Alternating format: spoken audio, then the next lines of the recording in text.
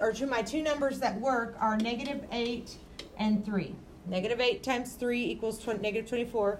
-8 plus 3 is -5. Everybody agree?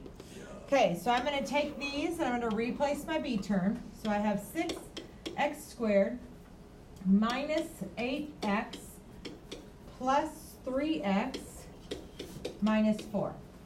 Everybody good? Okay.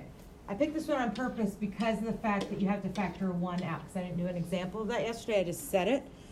So what can I take out of the first group? 2. And? X. 2x, which leaves me with 3x minus 4. What does the second group have in common? Nothing. So you can take out a 1. When they have nothing in common, I can always divide by 1 and it doesn't change anything. So I'm going to take a plus 1 out of here, and it leaves me with 3x minus 4. And if you look, we know we're doing it right because these two are the same. So I have 3x minus 4 and 2x plus 1. So how come it goes to 2x minus 1? Why does it go to plus 1 way? Say that one more time. Why does it go to 2x plus 1? Because these are my outside terms. Oh, okay. Those two that I circled become this factor. But if there's always something you can take out, it's 1. If they have nothing in common, because it doesn't change anything. Okay. What we're going to do today is go the step further, and I'll show you how to solve for x, which is very easy. So really today it's going to be a review on how to do this and how we then solve for x, which will help us when we have to graph these, which is next on our agenda. So go ahead and grab notes for 4.5. Actually, I'm not going to call this quadratics. Oh my goodness, what is happening? Okay, there. So, bless you. Thank you. Solve by factoring. So we're going to start with a problem like this. X squared minus 5x plus 6. Now today, since we're solving, it's going to be equal to something, because you have to be equal to something to solve something. So we're always going to be equal to 0. And if we're not already equal to 0, we're going to make it equal to 0, which I'll show you an example of that in just a minute. But is this one I can do the shortcut with? Yes. Yes, because the a term is 1. So we just have to figure out what those two numbers are. A times c is 6, and b is -5. So what two numbers multiply to give you 6, but add to give you -5? -2 and -3. And because we can do the shortcut, I can jump right to my factors, which would be x minus 2 and x minus 3. Don't you love it when a is 1? So a lot easier. Okay, this is as far as we went yesterday. Now today, it's called the zero product property.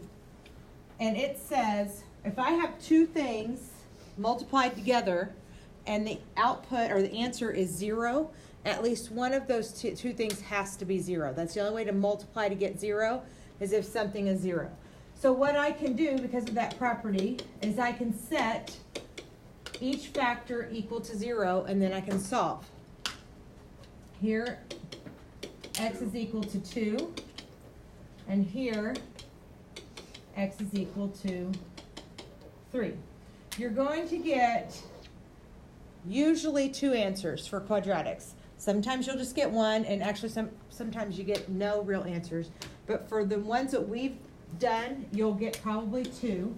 But what that means is if I were to graph these, if this was to be graphed, it would go through the x-axis at 2 and at 3. We're not going to be graphing them from here, but that's what we're finding is the place where it would touch the x-axis. That's why you normally get 2 answers, because you have a parabola that's going to go through 2 spots. Okay? Yep, every factor. Sometimes the factors aren't in parentheses. So every factor equal to 0 and solve for x. Are we graphing these now? No, I'm just showing you what we found, how it's relevant to what we're doing. Okay? Now let's look at one like this. It's going to be a little different. The process isn't different, but I have 2x squared plus 7x equals 15. What did I say in the first problem we needed it always to be equal to? 0. So you have a step before we can start factoring for this problem. I need to move this 15 over to make it equal to 0. It always needs to be equal to 0. So we're going to subtract 15.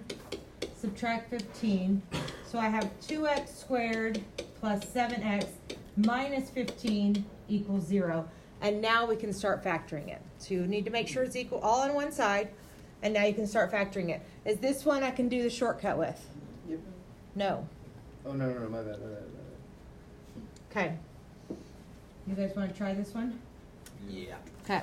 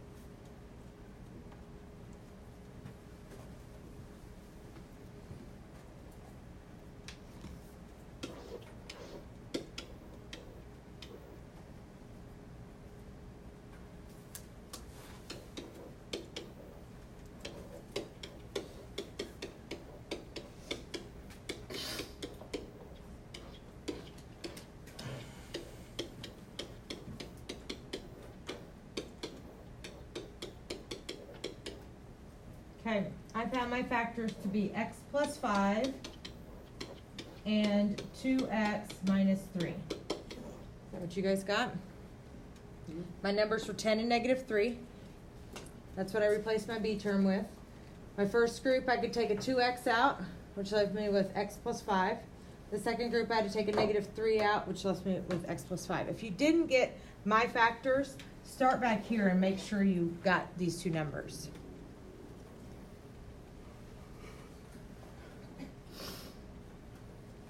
Okay, now what do I do to solve for x? Solve each of them. Okay, set each factor equal to 0. So I have x plus 5 equals 0, and 2x minus 3 equals 0. So x equals negative 5, and here I've got to add 3 over. So I have 2x equals 3. So x equals 3 over 2. So those are your two x values where it would cross the x-axis. Easy enough? Okay, I've got two more, and then we'll let you practice. Does anybody remember what this is called? Starts with the word difference of. 2 squares. There we go. Say it louder. I saw Olivia won that, by the way. Olivia What? beat you to it. She was just quieter than you. Don't be sad. It's okay. No, I'm sad. Don't be sad. Okay, difference of two squares. Remember, a difference of two squares, you have to have subtraction and two perfect squares. We put a plus and a minus in. What's the square root of x squared? X. And what's the square root of 16? 4. So now I just set each one equal to 0 and solve. So x equals negative 4 and x equals 4. That was really easy. Yeah. When you see differences of two squares, get excited because they're the easiest ones to factor. Plus and a negative, no matter Yep, what. no matter what.